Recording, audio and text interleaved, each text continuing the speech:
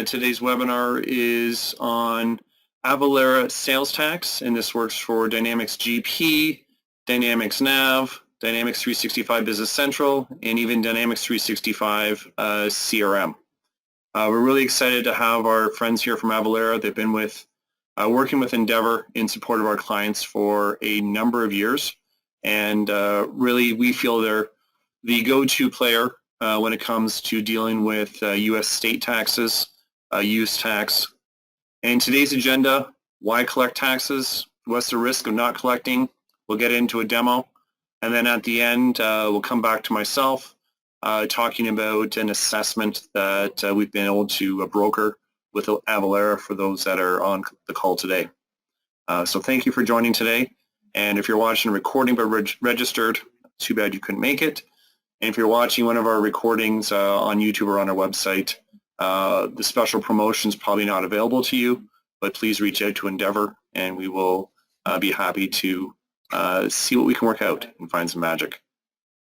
So I'm going to pass this over to some of our colleagues at Avalara. I believe, John, it's yourself. Hey, good afternoon, Scott, and good afternoon, everybody. My name is John Harrington, and I'm on the Avalara Microsoft team, and excited to be here today. I work directly with Scott and help him help you, his clients. So I want to start off just by giving an overview of Avalara. We started back in 2004, and when we started, we really started with sales and use tax here in the United States, but as you can see by this screen, we really have grown to be not only a global solution, but we really are now doing multiple things, no longer just sales and use tax, but we really touch upon every compliance aspect of a business. So we are a leader in the tax and compliance automation space. I'm not going to go through all these numbers on this slide, but I do want to point out in the bottom left, you'll read 39.6 billion AvaTax API calls. And really what that means, in 2022, we actually made almost 40 billion tax decisions for our customers. And the unique thing about our tax decision process is it's all automated. We make a decision in less than a second. So we really provide a lot of automation to the world of tax and compliance, and we do it globally. You know, a recent example is for those that are doing business in Europe, they now are required or will soon be required to do e-invoicing with their government jurisdictions. We've automated that process and we've made it very, very efficient. And again, we are global. We have offices really scattered throughout the world. So Scott, if we could go to the next slide. And you know, one of the key points I want to establish today is why sales tax matters really to any business. And we can go to the next slide if you would. Sales tax is really the second largest revenue source for states here in the United States. As you see here, 24% of revenue collected comes from sales tax. That's only second to property tax. And it's just simply, it's important because it's a huge revenue resource for states. Believe it or not, there are 5 states still here in the United States that do not collect sales tax right now. And sales tax is really a pass-through tax. You as a business would collect it from your buyer and remit it to the state. But number one reason why sales tax is so important is it's a huge revenue for the state. And if we move to the next slide, the second reason why sales tax is really so important right now is the states are still trying to figure out how to offset the impact of COVID. You know, COVID was really the largest shortfall for states. So they're very, very much behind in terms of budget, and they're using sales tax to really try to offset their budget deficit.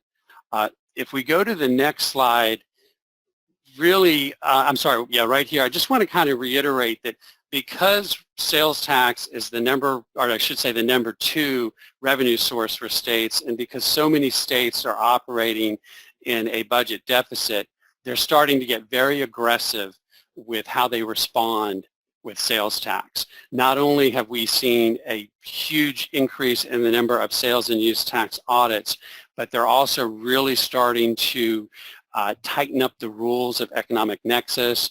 They're starting to tax more products. Like, a few years ago, digital goods and services were exempt. Many states are now taxing those type services, and they're also increasing their rates. So even some of the states that currently don't have a sales tax in place are considering legislation to add sales tax to their revenue source. So really, states are very busy trying to figure out how they can get more revenue from sales tax. And if we go to the next slide, I want to talk a little bit about when you should collect, and it really ties to the concept of nexus. And nexus, if we go to the next slide, high level, nexus is really simply the level of connection that you as a business have with the states and the states that you're doing business with. There's lots of rules and regulations as to what defines nexus, and it really differs by state. And I provided, if we go to the next slide, I want to show you, these are the different types of nexus that each state has. And really the two most common are physical nexus and economic nexus. And physical nexus is really if you're physically located in the state. And that could be established if you have a building, if you have inventory in the state, if you have sales reps. Some states have a criteria if you go to trade shows a certain number of times each year, that would establish a physical nexus. The next type, economic nexus, is really based on your activity within that state in terms of invoices and revenue.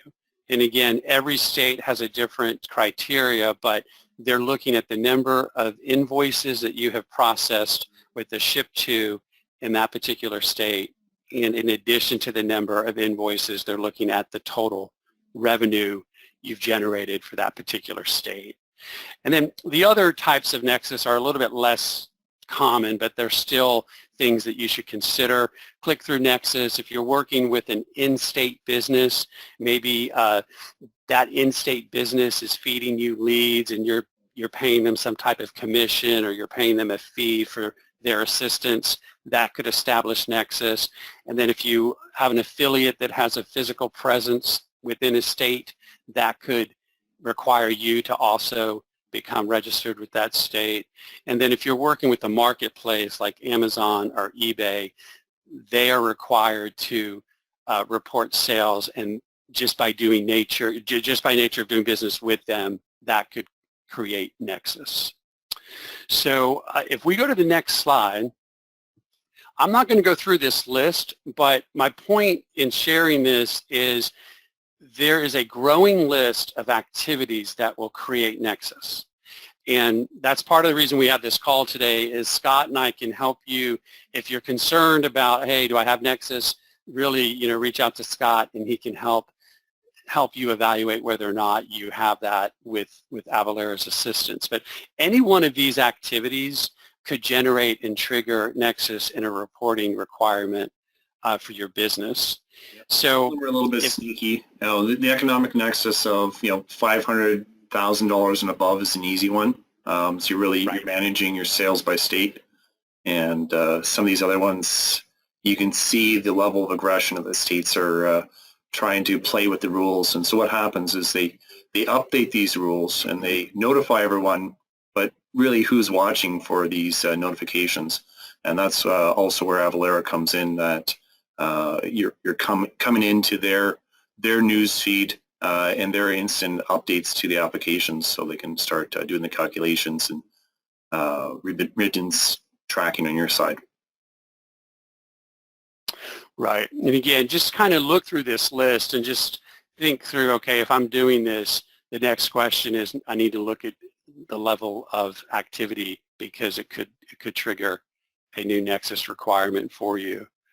I want to talk a little bit too, if we could go to the next slide, I just want to talk about the complexity of tax. And I know that our tax process here in the United States compared to some other countries is is much more complicated. But really high level, there's over 16,000 jurisdictions here in the U.S. that have a sales and use tax rate, and many of those jurisdictions overlap, and you cannot really use a zip code to calculate tax. And again, my goal today is to be very high level, so I'm not going to go into great detail, but if you look at this particular example, this is Greenwood Village in Colorado, and it's one zip code, but you see the different types of tax rates that could be the correct rate within this one zip code.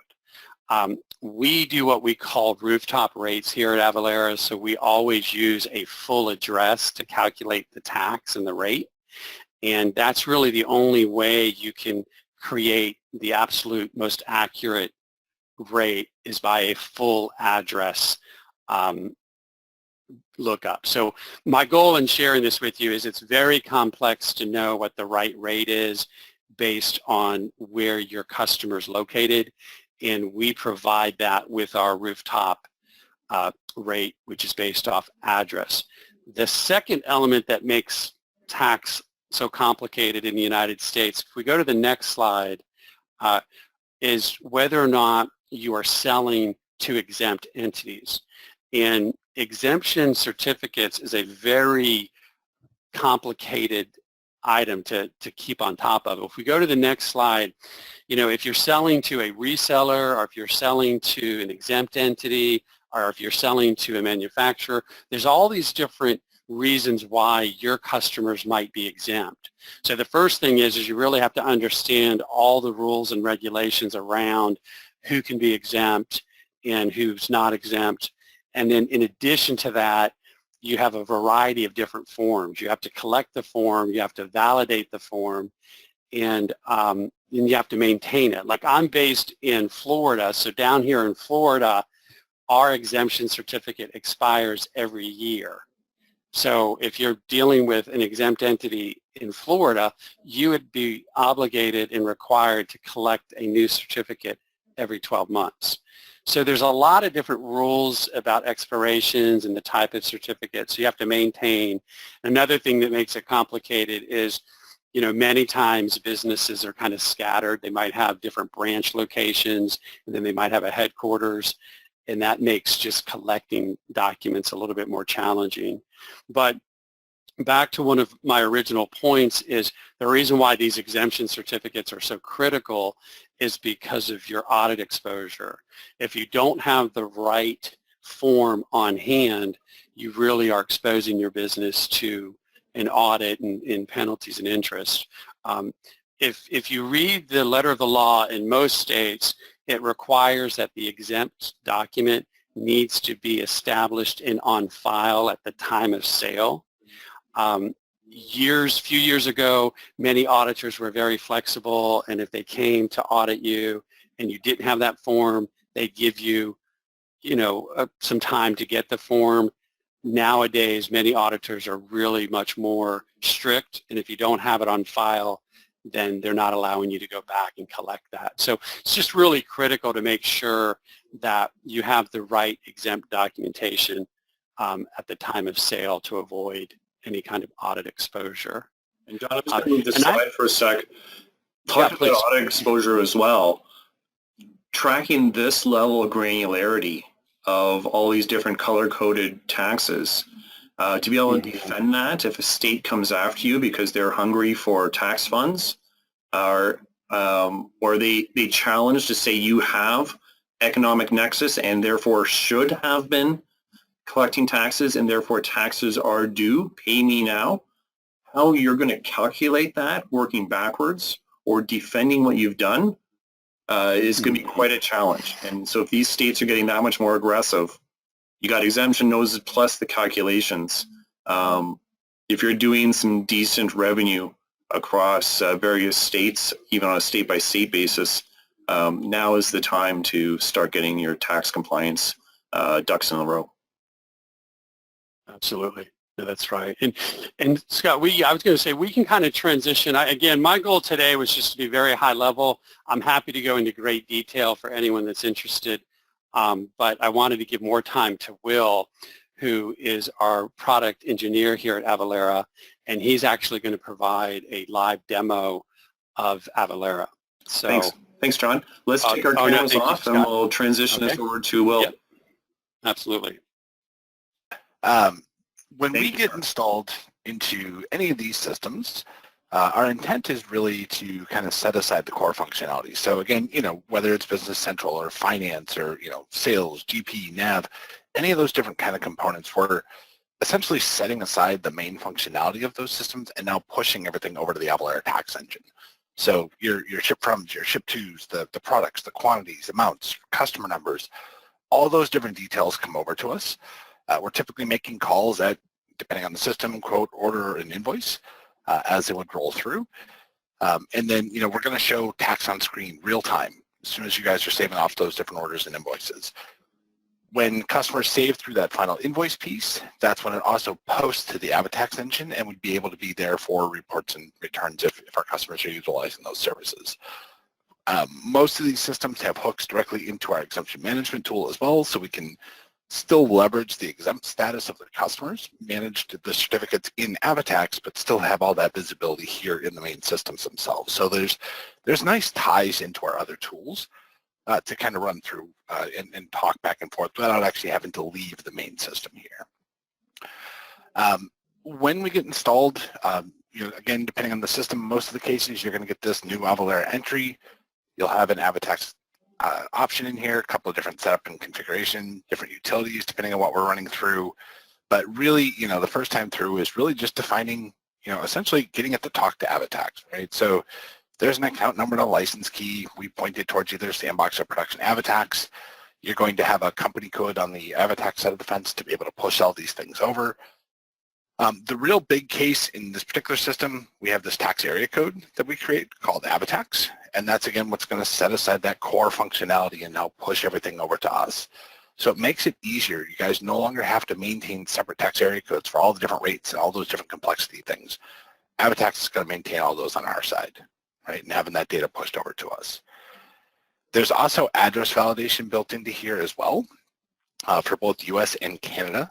So we can make sure that, first of all, we're starting off with clean address information on the customer cards as it runs through. We can also validate on the orders and invoices as they come in as well. But really with the intent of, if we start out with clean data, we're ultimately going to get down to the correct rate, because we're taking it behind the scenes after we've done that cleanse, and we're going to convert them down to a lat long. So we're going to go pinpoint into somebody's driveway, exactly where you are and return that right tax rate through. So much, much more accurate than just a zip or a zip plus 4. Depending on the systems, Business Central has kind of these options right here. Finance has got a few other things. GP's got a couple extra components in there as well. But very similar in nature as far as running across with these guys. But generally speaking, one and done on this part, probably not coming in here as much unless you're doing, running back through and making, core business decisions. Once these are connected through to us, from an AvaTax standpoint, there's kind of 3 main things we're always looking at. We've got your nexus, where's the customer actually registered? That's the first thing we're going to look at. Then we look at the customers themselves. Are they taxable or exempt? So real high level, Business Central would send over customer 1234. We'd look to AvaTax and say, hey, do we have a valid certificate on file? If we do, great, they're exempt. If not, let's move on with the transaction. And then the third part is really looking down to the actual good or service. Is it taxable? Is it exempt?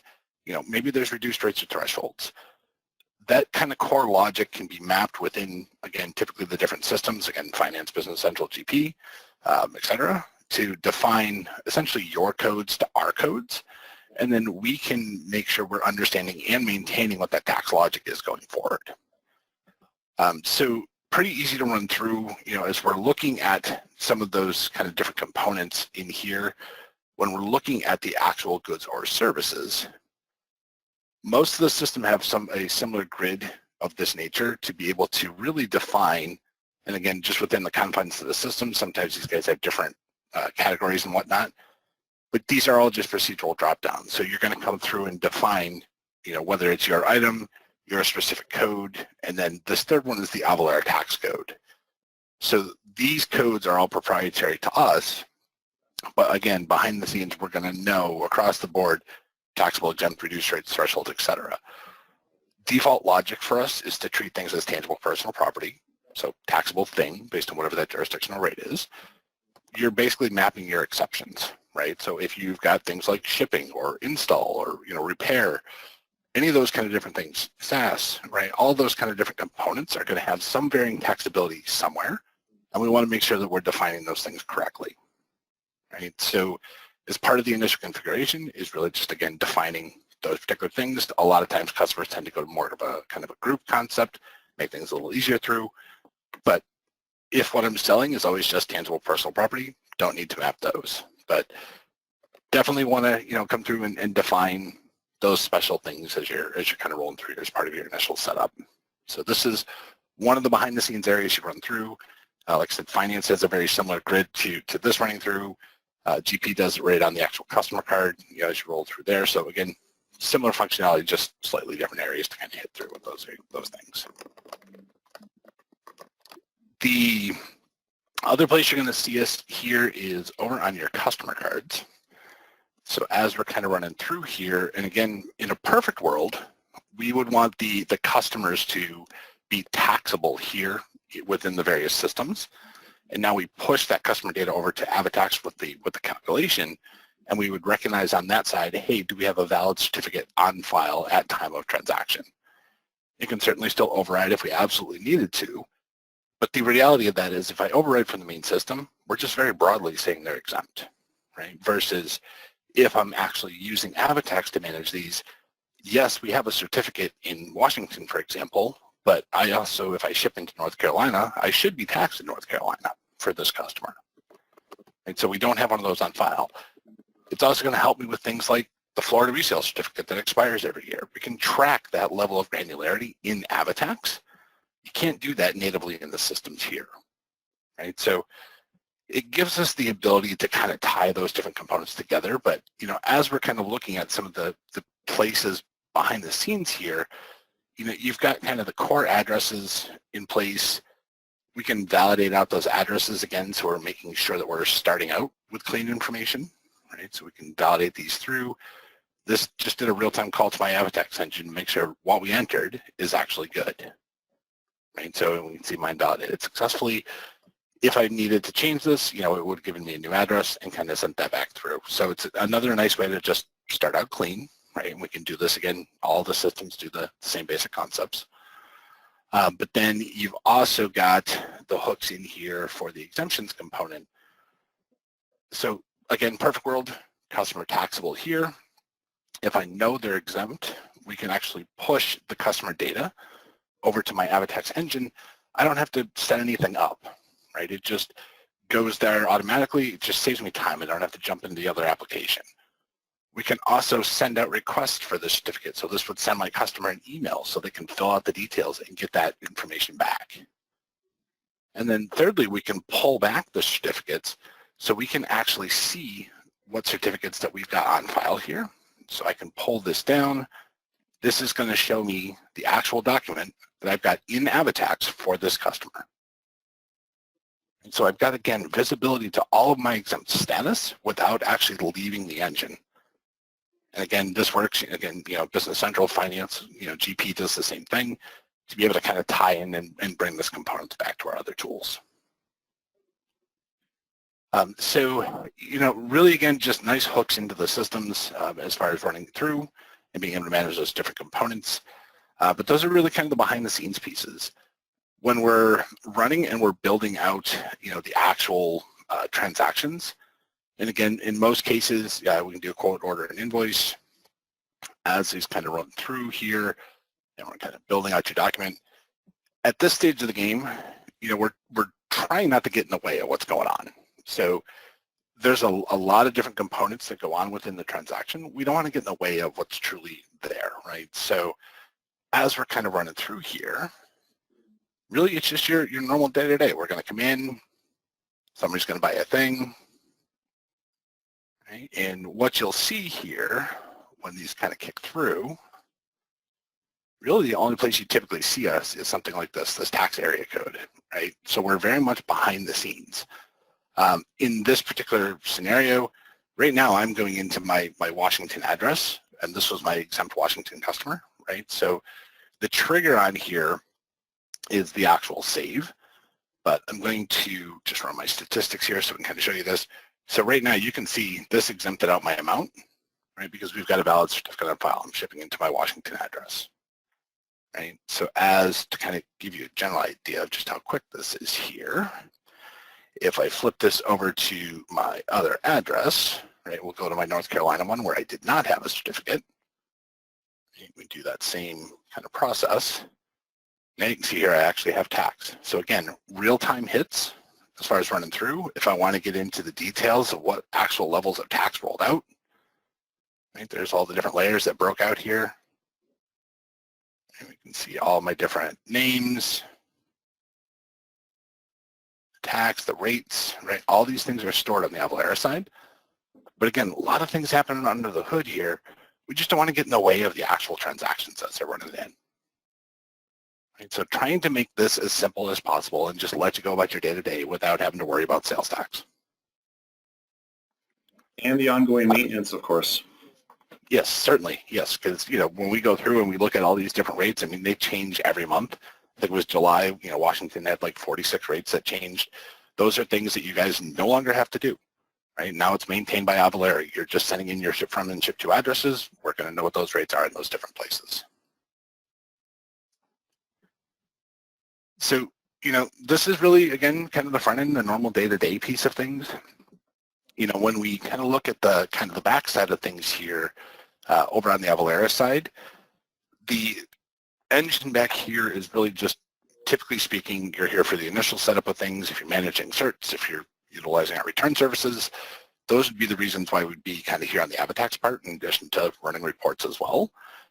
The system is designed so that as transactions are coming in, any of the states that you've turned on and said, hey, great, we're in these jurisdictions, it's going to go through that, okay, I know you're in the state, let's look at customer, let's look at product, return back your results.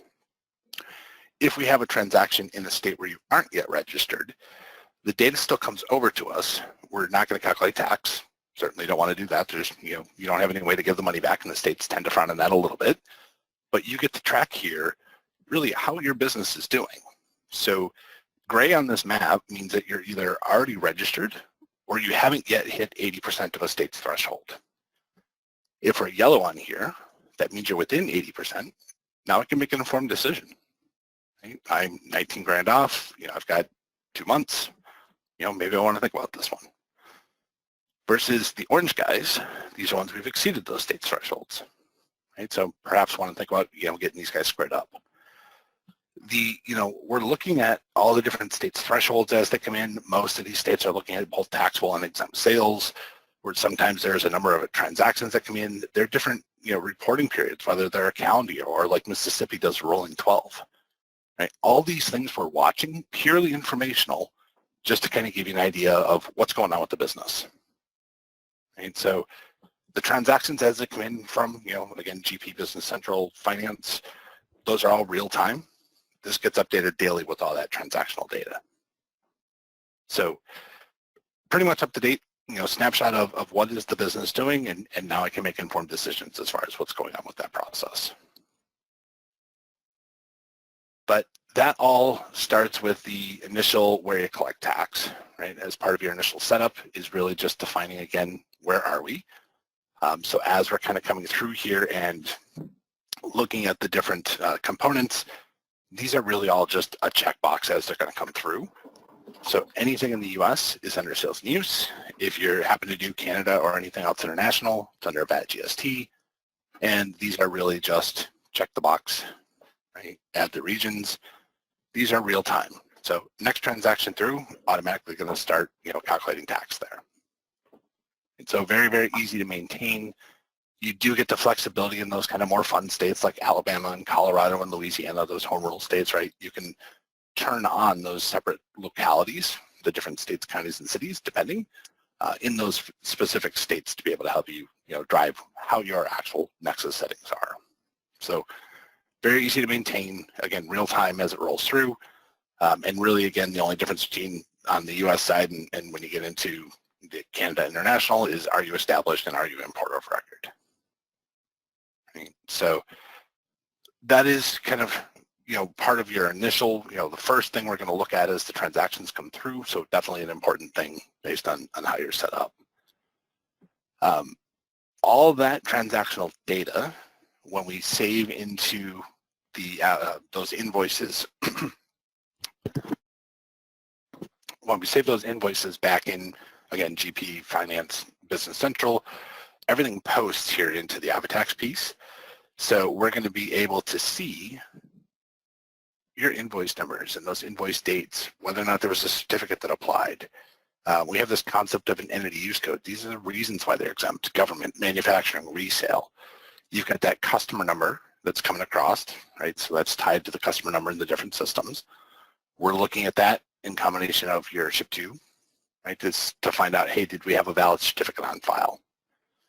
You can see we got a summary of everything that went on, and then a line-by-line breakdown here. Again, your item and description, that Avalara tax code that you mapped it out to, right? And then we can see summary for that line, and then again, all that different breakdown of taxes that broke out, right? And again, the rates we're maintaining, so you guys don't have to, whatever that taxes happen to be. Right? You can kind of get an idea. You can see in this particular case, this went out to a different tax code, right? So that product was not taxable in Chicago, right? Just kind of give you an idea. But a lot of information, certainly reports we can run on these, but always kind of like to give a general idea of just a level of detail that's coming across with these things. From the exemptions standpoint in the system, again, perfect world, we leave the customer as taxable back in the ERP, and now we're maintaining the actual certificates here on the AvaTax side of the fence. So when we're looking through the different data, based on my customers, I'm expecting somewhere in the neighborhood of 3,400 certificates. But within this, I can see that only about half of mine are actually valid, right? I've got 23% that have expired. I got 23% that are missing. So definitely not very compliant, right? I mean, the more green, the better in this scenario. There are tools in here to help you be proactive. So we can see, for example, everybody that's expiring in the next 30 days, right? So from a functional standpoint, trying to keep you compliant, if this customer doesn't have a new document by the 11th, they're now getting taxed, right? Trying to keep you ahead of the game. There's automation that we can build in behind this so that we can send these customers emails, they can fill out the details, get all that information back in the system, right? Without trying to get without that lapse of service. But it gives you that visibility to be able to truly manage and see how everything is coming across. Everything, again, stems from these different customer codes as they're coming across from the different systems, right? And then within here, you can actually see all the different places where I've got certificates, the different types, when are they effective, when did they expire, right? Are they valid or not, right? This one's invalid because it wasn't signed. Somewhere down here, I've got one that wasn't, that had expired. If the state of North Dakota shows up, we've got all the documents right here. We could actually print all these off and hand them a stack of documents, right? Make things easier, one centralized place. I don't have to go digging through filing cabinets or trying to figure out each customer record, right, where these PDFs are. Ideally, we've gone through a little bit of the validation tools so we can get away from things like smiley faces as signatures, because I'm pretty sure the states aren't going to like that. But there are tools in here, again, to help validate those things as well, right, to make things easier. But again, giving you everything in one centralized place, we can see different customer details. You've got all their different ship-tos. But again, the system is smart enough to understand, great that you've told me you ship to all these different states.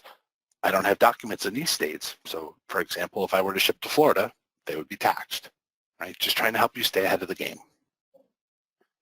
And you've got the ability in here, whether you're doing it a one-by-one, to send requests for certificates, ties right back to that same button we had back in the customer card in Business Central that I showed you earlier. But customer can fill out the email, get you the details back, right, and have all those kind of different components come through. So a lot of ability to maintain all your certificates and really stay ahead of the game, because these are typically low-hanging fruit, right? So having everything in one centralized place and being able to just very simply come in and say, hey, I want to come in and see all the different certificates in a particular state, right? And be able to kind of filter these things down, right? So we can filter down through, right? And we can come down and say, hey, I want to see all my resale certificates, for example. Right? And then we've got the ability to export out this list. I can pull the images directly from here. Right? We can build campaigns out to send requests for new things, right, for customers. So a lot of ways to be able to manage from the certificate side of things, and again, keep everything in one centralized place for you. So, definitely a very powerful tool to run through and kind of, tie in again directly to the different ERP systems. Again, most of the data held here, but you're leveraging it from the transactions as they get passed in. And that really kind of ties into, all of those things ultimately would end up on the return side of the world. If we end up doing filing for our customers, there's a power of attorney form we have them fill out. We have them come in and set the forms that they might file. So basically picking the state, the form. When they fill out the different details, it's really just login, password, how often do we file it, is there prepayments, any of those kind of relevant things. When they save those off, we have a whole team of people that will go in and review it. Pretty important document, right? We want to make sure it's accurate. Where the customer comes back in is under this approve returns section. So again, transactions are coming in real time, right? All those things post in my transactions tab. Between the 1st and the 5th of any given month, we start building out this liability worksheet. Between the 5th and the 10th, what we ask our customers to do is come down through and really just look out and verify out, what are my sales? What am I taxable? What's that tax calculated? Ultimately, what's that amount due? And then hit that approve. Right? So trying to make this as easy as possible so that there's no more logging into websites, or uploading spreadsheets, or typing online. We'll do all that for you. We really just need them to come down through and validate out these couple of different components. And you can kind of see here, like in Alabama, I've got a couple of options. When you get into, Colorado, for example, I've got all my different locals. Right? You can see in this particular period, right, I've got quarterlies and monthlies that are rolling in. I've still got visibility here to anything that might be an annual, right, in this particular scenario. But we'll go in on the 11th. We would ultimately pull one big lump sum. So they'll just see one single bank withdrawal, in this case of $76,000. We'll disperse it to the states. We'll file all the tax returns along with. And then usually by the tail end of the month, customers are going to start seeing their copies of their returns populated back in here. So they can download those and archive those off. And then it's really just lather, rinse, repeat. Right? New transactions are coming in for the next month. Make sure we come in through the 10th and we'll get those things filed out. We'll pick it up and run from there. We also, as part of this service, if customers have any tax notices, they can upload those into the system. And again, we've got a whole team of people that will work with the state on their behalf. They can watch every step of the way what's going on with it. So just trying to simplify this as much as possible for our customers as they run through. And then, what's returns without having the ability to kind of, reconcile and run all the reports with that, right? So within AvaTax, there's 54 or 55 different reports that we've got in the system today. They break out between transactional liability and exemption reports.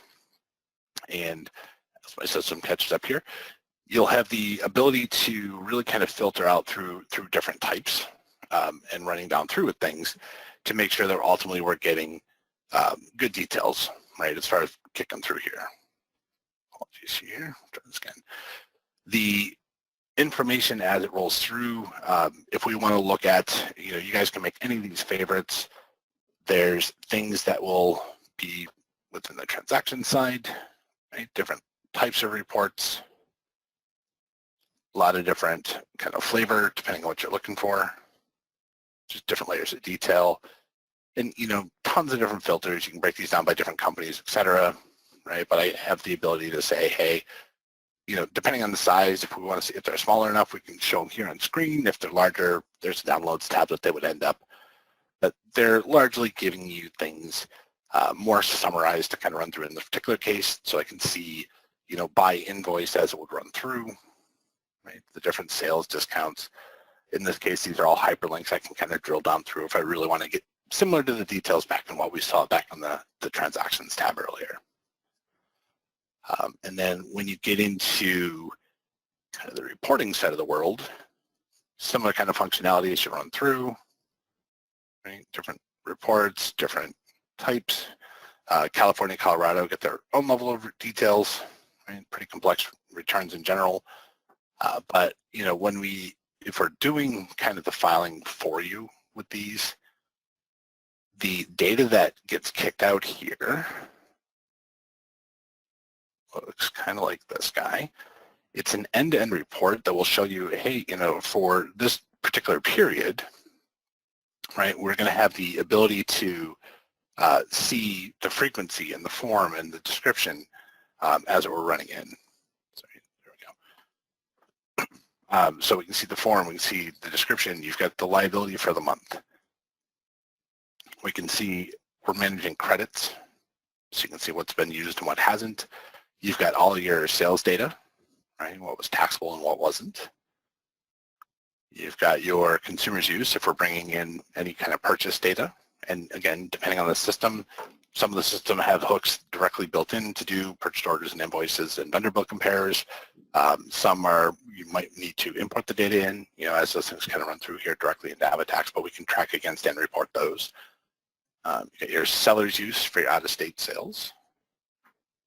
And then we start getting into, you know, prior payments and prepayments and vendor routing and discounts, right, all the way down through ultimately, you know, what's due to us, what's due for the returns and that status. So nice end-to-end report, really to help you tick and tie against, you know, back to those returns pieces. So that's kind of really the end-to-end package as we run through. Definitely appreciate you all putting up with me. I know I threw a lot at you here in the last half hour, so I definitely appreciate that. And I guess from that point, I will turn it back over. Thanks very much. I appreciate that, Will. Sure. I'm always amazed in how deep Avalara goes in the value. You know, it starts with the calculations, and some clients just stop there. Other clients do the calculations plus all the certificate management, and then others really take advantage of that heavy lifting where you're filing on their behalf and that power of attorney, and then all the extra reporting that comes with it as you're managing almost on an outsourced basis all the tax collection pain that some clients don't want to hire an extra headcount just to manage. So thank you for that. For next steps, and as I come through this, just want to talk about a special promotion that we have this quarter, so Q4 2023. If you're watching this video outside of that, talk to Endeavor, and we may be able to still get this. But Avalara has professional services team, and they can help provide some advice, talk to you through some compliance, and this is a charged engagement. It starts off with a very complex, thorough Nexus questionnaire. Obviously, the answers to those questions are homework you have to do anyways to figure out what you're going to do for managing your taxes. And if you don't have those answers, then you definitely have a lot of trouble. From there, then bring in one of their experts and do some of the analysis, walk you through, talk about what's, you know, greater depth beyond today's webinar, and obviously have some turnaround time of that one-on-one consultation. So this is a $4,500 US dollars engagement, and I think worth its cost and time, even if it's a paid engagement. For those that are on today and as a special promotion, Endeavor's been able to get that fee waived. So register today, reach out to myself, Scott, reply to the webinar invite. If for some reason you can't figure out how to connect with myself or through the webinar invite, go to our website and you can reach out to Steve Ewing, and he'll point you in the right direction. Just knowing that Avalara and Scott are involved will get you in the right spots. For those that are new to Endeavor and those that have been with us for 20, 30, 34 years, thank you for your business. Three lines of business for Endeavor Solutions: advisory, implementations and upgrades, and ongoing optimization and support of your systems. Our core values are integrity, trust, and accountability, and we don't take that lightly. We really strive to help our clients do better, be better. Going towards the bottom of this slide, some key brands. Obviously, Endeavor Solutions is our main company, and we have two additional brands and websites, GP Support North representing all of our Dynamics GP clients, and Avalara working with GP and GP transactions is very strong, as it is, you saw today with Business Central. And Purely CRM is our Dynamics 365 CRM consulting team, and obviously pulling all the pieces together for clients that are using ERP and CRM and cloud. Final next steps, as I mentioned, you can find us online, www.endeavorsolutions.ca, as well as www.gpsupportnorth.com, as well as purelycrm.com. Steve, James, Trish, Shannon are happy to connect with you as well, both for new clients as well as existing clients, and obviously following up on today's webinar. So with that said, thank you very much, everyone. Have a wonderful day,